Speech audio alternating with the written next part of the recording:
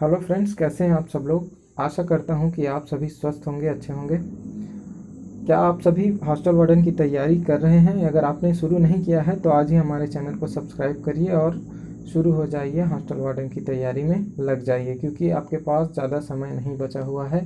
Hostel warden का जो notification है वो कभी भी आ सकता है। तो चलिए शुरू करते हैं। हॉस्टल वार्डन के 2016 में जो हिंदी से संबंधित महत्वपूर्ण प्रश्न उत्तर पूछे गए हैं उनके बारे में तो देखते हैं। आज के हमारे इस पहले प्रश्न पर, हिंदी के इस पहले प्रश्न पर पहला प्रश्न दिया हुआ है, चाय किस भाषा का शब्द है? तो इनमें से जो सही उत्तर है वो सही उत्तर है सी। चाय और चीनी का जो है आपस में संबंध है। बिना चाय के हम चीनी नहीं बिना चीनी के हम चाय नहीं बना सकते, इसलिए हम कह सकते हैं कि ये जो चाय, ऐसे आप लोग याद कर सकते हो। ठीक है साथियों, चलो आगे बढ़ते हैं। आज का हमारा जो दूसरा क्वेश्चन है, पवित्र में प्रयुक्त संधि का नाम क्या है? पवित्र में कौन सा संधि जो है वो प्रयुक्त हुआ है? तो सबसे पहले तो पवित्र जो होता है उसका संधि विच्छेद करेंगे तब हमको पता चलेगा कि ये कौन सा संधि है। तो जो पवित्र है उसका संधि विच्छेद होता है पो धन धन इत्र। पो धन इत्र बराबर होता है पवित्र। जहाँ पर भी संधि हो और संधि के बाद अ, अव, आव या आव का उच्चारण होता है, वहाँ पर आपको अयादि स्वर संधि होता है। तो इस जो पवित्र शब्द में जो प्रयुक्त संधि है वो है अयादि संधि। अब बाकी के संधियों को भी एक एक बार देख लेते हैं। जैसे यण संधि। यण संधि कहाँ होता है? जहाँ पर संधि के पश्चात य का उच्चारण उत्पन्न हो जाता है, जैसे कि प्रति धन एक बराबर प्रत्येक, इति धन आदि बराबर इत्यादि। तो ये दोनों जो है यण स्वर संधि के उदाहरण हैं। अब देखिए गुण स्वर संधि। गुण स्वर संधि, जहाँ पर भी संधि के पश्चात ए ओ अर जो है उच्चारण उत्पत्ति होती है, वहाँ पर हम बोल सकते हैं यहाँ पर गुण संधि होता है। वृद्धि संधि। वृद्धि नाम से ही वृद्धि, अगर एक ही मात्रा पहले से है और उसमें कोई संधि हो जाए और उसके पश्चात वहाँ पर अ की मात्रा उत्पन्न हो जाए, या पहले से ओ उपस्थित हो और उसमें संधि के पश्चात औ की मात्रा बन जाए, तो वहाँ पर जो है वृद्धि संधि होता है। आप इसको ऐसे याद कर सकते हो। तो चलिए अब आगे बढ़ते हैं अगला क्वेश्चन के ऊपर। जातिवाचक संज्ञा बताइए। इनमें से कौन सा जो है वो जातिवाचक संज्ञा है?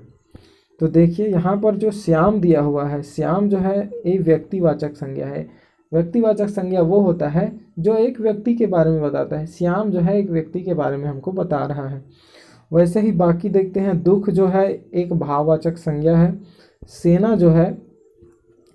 सेना जो है एक समूहवाचक संज्ञा है। अब बच गया जो है लड़का। लड़का जो है यही जातिवाचक संज्ञा है। ये पूरे लड़के की जाति को बता रहा है कि इतने जो है वो लड़के हैं। ठीक है साथियों, चलो आगे बढ़ते हैं। क्वेश्चन नंबर 54, कौन सा शब्द कमल का पर्यायवाची शब्द नहीं है? तो ध्यान से पढ़ना, जहाँ पर भी नहीं है लिखा होता है वहाँ पर आपको थोड़ा सा सावधानी बरतने की ज़रूरत है, क्योंकि यहीं पर आप गलती कर सकते हो। चलिए देखते हैं कौन कौन सा ऑप्शन दिया हुआ है। तो यहाँ पर ऑप्शन ए दिया है नलीन, ऑप्शन बी दिया है राजीव, ऑप्शन सी दिया है उत्पल, ऑप्शन डी दिया है रसाल। तो इसका जो है सही उत्तर हो जाएगा, कमल का पर्यायवाची नहीं है, वो है रसाल, ऑप्शन नंबर डी।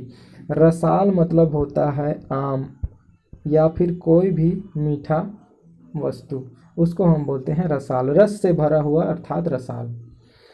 तो चलिए आगे बढ़ते हैं अगले क्वेश्चन। अगला क्वेश्चन हमारा जो है क्वेश्चन नंबर 55, जो बोल रहा है कि जो पढ़ेगा वह पास होगा, कौन सा वाक्य है? तो देखिए, अगर आप इस वाक्य को ध्यान से पढ़ेंगे तो ये हमको किसी दूसरी तरफ संकेत कर रहा है। ये कह रहा है कि जो पढ़ेगा वह पास होगा, जो नहीं पढ़ेगा वो पास नहीं होगा, सिर्फ जो पढ़ेगा वही पास होगा। तो यहाँ पर हमको संकेत मिल रहा है, संकेत सूचक वाक्य है।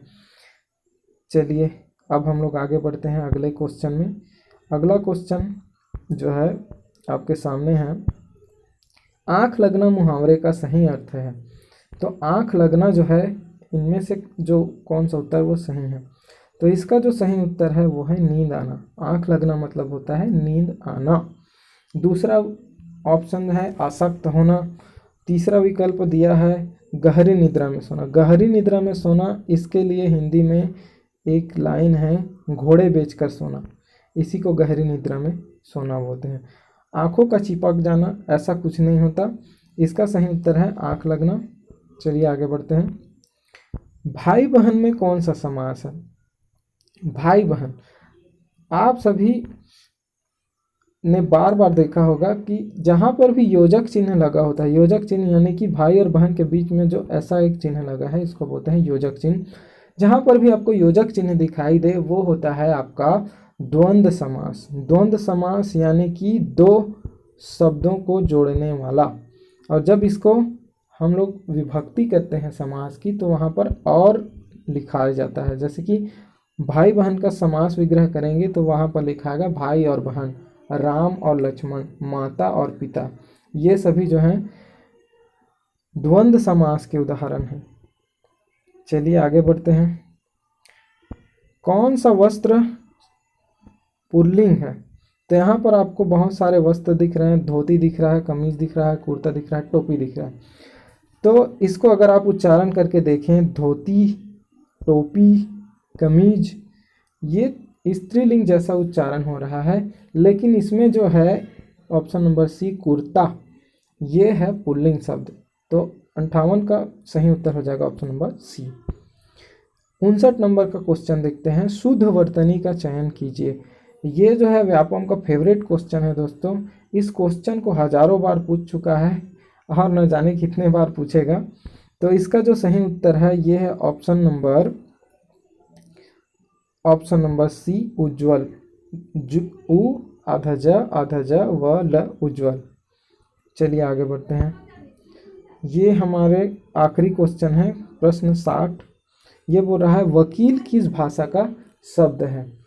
तो आप देखिए, वकील जो है इसमें से दिया हुआ है ऑप्शन नंबर ए, अरबी भाषा का शब्द है। ठीक है साथियों, अगर आप इसी तरह के वीडियोस पाना चाहते हैं, व्यापम की तैयारी करना चाहते हैं, हॉस्टल वार्डन तथा अन्य सभी परीक्षाओं के लिए तैयारी करना चाहते हैं, तो हमारे चैनल को लाइक, शेयर और सब्सक्राइब जरूर कर दीजिए। धन्यवाद।